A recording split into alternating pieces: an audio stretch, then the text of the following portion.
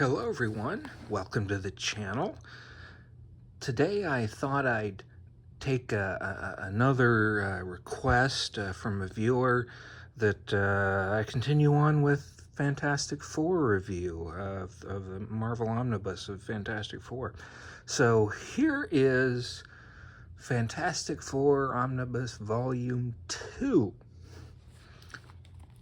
And this is actually still in print. I think it's still in print. Yeah, I believe it is. Easily available and not expensive at all. So if you liked Fantastic Four and you'd like to collect these issues and have them in book form that you can read, and I'm not criticizing anybody for having slab CGC copies, but you can read this. You can't read them slab, and the slabs can be very expensive to get the original issues. So let's leave that for collectors and investors. This is for folks that just want to read. You want to read the stories, and that's where I'm at. I don't collect issues, separate issues anymore. I don't collect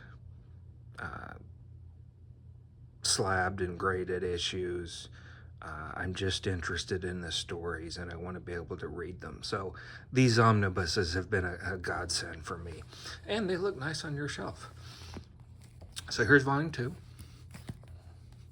It's pretty much standard size. Here's the spine. And here are the issues that are contained within. Continues with Fantastic Four 31 through 60 and annual number 2 through 4. This is still continuing on. Sorry, as you can see, it's just basic omnibus covers from Marvel here. But as you can see here, this is continuing on the goodness of the Fantastic Four by Stan Lee and Jack Kirby. Stan Lee is the writer, Jack Kirby is the penciler. That's them. They did this. Silver Age goodness. This continues on with Fantastic Four from 1964, way back in the day. I was not around for these. Again, I'm not that old. So it's nice to be able to read these groundbreaking classic issues and imagine what must have been like to pick them up for the first time. Any older viewers out there that remember these, let me know. Let me know what that was like. I think that would be cool. For the rest of us, we're discovering them for the first time, maybe. So definitely pick it up and get to read these issues. Like I said, starts in 1964, ends in 1967. And of course, we have an introduction by Stan Lee from 1992. These would have been originally Marvel Masterworks editions, and they've combined them into this omnibus. Here we have, yet again, as I've said in my other Fantastic Four video, we got key issues. There's a lot of key issues in the Silver Age Fantastic Four. This is one of them. This is the origin of Dr. Doom, never told before. I read this story over and over again as a kid. I just was fascinated with Dr. Doom. They just got a pin-up of the Super Skrull, Rama Tut, the Molecule Man, the Hate Monger, the Infant Terrible, Diablo, pin-up of Johnny Storm, Susan Storm, The Thing, Ben Grimm, Alicia Masters, Reed Richards, Mr. Fantastic. And then they continue on with what would be a new story. But again, Stan Lee, Jack Kirby, coming up with all of this. The imagination the two of them had. I can't imagine creating all these groundbreaking characters and then coming up with stories from each issue. To have to, I think in one of the essays written by Stan Lee was happy that, obviously, that Fantastic Four is a success, and Jack Kirby was like, great, what are we going to do for the next issue? And that's a good point. And just like the Omnibus Volume 1, you've got the letters pages included. So if you want kind of another spin back into history and see what people thought back then, look at this. This is Jack Kirby doing some artwork, some photo work. He was just innovative. Absolutely innovative. Jack Kirby's one of my favorite artists. I just can't say enough about him. Submariner shows up again. Fantastic Four.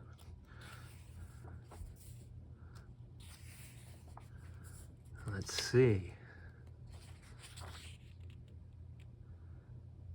I'm not as familiar with this one. Gideon. As a kid, I didn't get access to a lot of Fantastic Four issues. I'm sure there were reprints somewhere in the 1970s, but I never got access to them. I remember having some stickers, being like 8 years old, 7 years old maybe, having some Marvel stickers, and one of them was a Fantastic Four, and I knew who they were, and I thought they were really cool, but I did not have access to reading the issues at that time. This was the mid-70s, and getting comics for me was having to go to the local 7-Eleven or go to the comics rack. I don't know if anybody remembers the spinning comics rack in a convenience store, but that's what you had to do. Here we go. Look at this. This is so cool that Jack could do that. I always liked that Stan put in these checklists of what other issues were being published then and a little synopsis of what they were about. So kind of encouraging people to purchase them so you can read more about the story. Oh, here we go. The MMMS, the Merry Marvel Marching Society. Again, I was not there for that, so I couldn't join.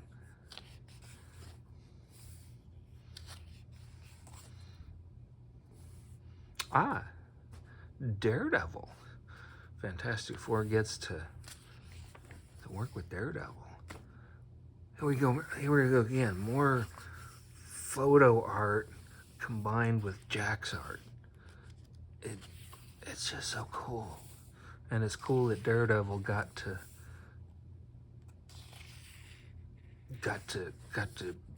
star with them. I like Daredevil. Big fan of Daredevil. Enjoyed the Netflix TV shows of Daredevil and the Defenders. Highly recommend those if you haven't seen them. Subscribe to Disney Plus and watch them. Just awesome. Charlie Cox is Daredevil. He's great. I love the shows. But this is the Fantastic Four. Hopefully, Marvel will hopefully Marvel will put the Fantastic Four on the big screen in the MCU. We've gotten Mr. Fantastic, Reed Richards, and Doctor Strange in the Multiverse of Madness. So that's the hint of a beginning. So hopefully in the near future that'll happen.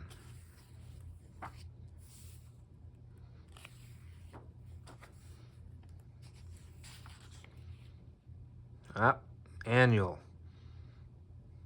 Sue and Reed Richards getting married.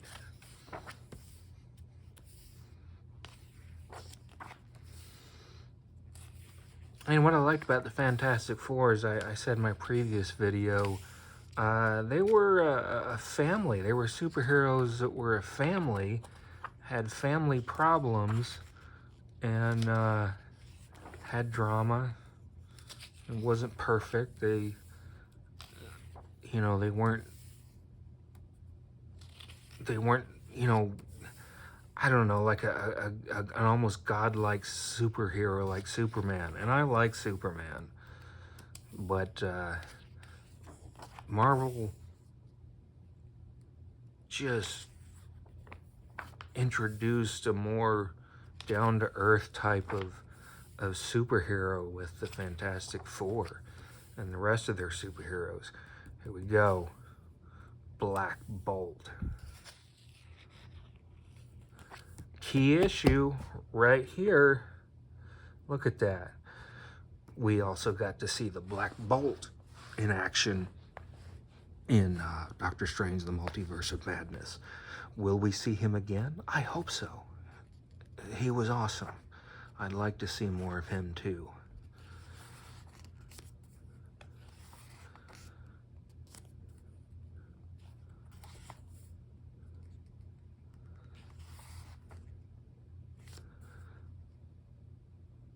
Now, still got the Inhumans here. Black Bolt, of course. And we've got the Watcher. Silver Surfer. Okay, guys. Here we have it. If I get this straight in there. This is an all-time classic. Fantastic Four, number 49, If This Be Doomsday. This is it right here. One of the key comics. Galactus. Look at that.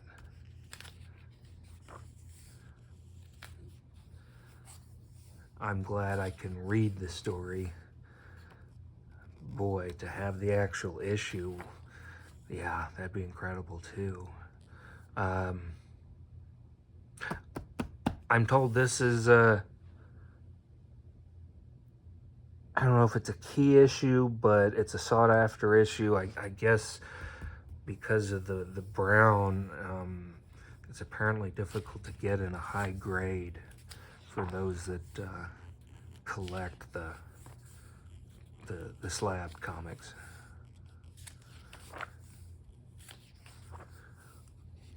We have another essay by Stan Lee. Another classic cover. This Man, This Monster.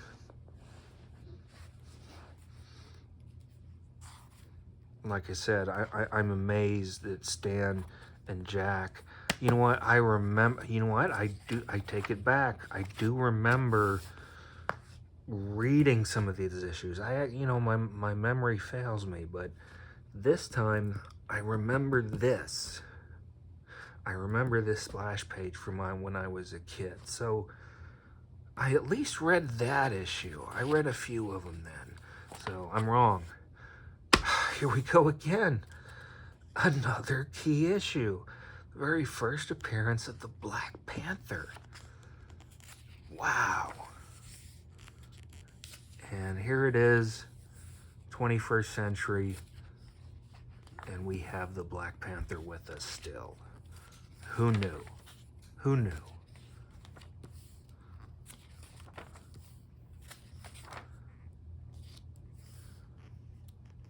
Yeah, I can't imagine what some of these issues must cost on a collector's market. That's another reason I don't collect them. Can't afford it. Not in my price range. Those that can, hey guys, more power to you. I think it's awesome, especially if you can display those as artwork, or I don't know, maybe keep them in a safety deposit box or something if you're an investor, but they're awesome. Silver Surfer, Lockjaw from the Inhumans. Oh, I don't know if this is a key issue or not. I've never seen this. You know, I haven't seen this cover before. It's Claw. But you remember Claw?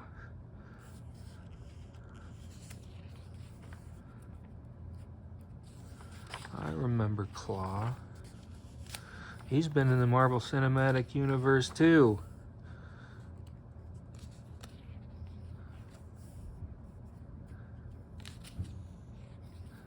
Lots of good stuff in here. I can't recommend this highly enough. Volume 1 and Volume 2. Here we go, Enter Doctor Doom. I think I saw this cover on one of the collectible comic shows as well.